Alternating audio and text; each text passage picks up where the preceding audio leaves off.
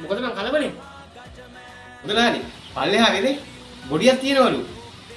ඈ? බොඩිය තියනවද? ඔබ හොඳ වෙලාවට ගත්තේ මං ඇවිල්ලා මට ෆයිඩ් එක කිව්වේ. නැත්තම් අපේ හාමිනේ මගේ ඔළුව කනවා. හාමිනේ ඉක්මනට මෙහාට ආවන. මුදලානි මහත්තයා හාමිනේ දන්නේ නැද්ද? ඒ බං බොඩිය මොන පාටද? මං හිතේ මඩේ තිබිදම කළු පාට වෙලා.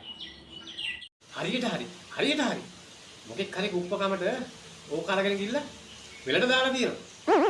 එතකොට මුදලාලි කියන්නේ කවුරු හරි මරලා වෙලට ගිහින් දාලා කියලාද? මරලා? ඔබට පිස්සුද ගජමෑන්? මම මේ කියන්නේ අපේ හාමිනේ ඊයවස් මොහොතල වෙලට දාපු බොඩිය ගැන.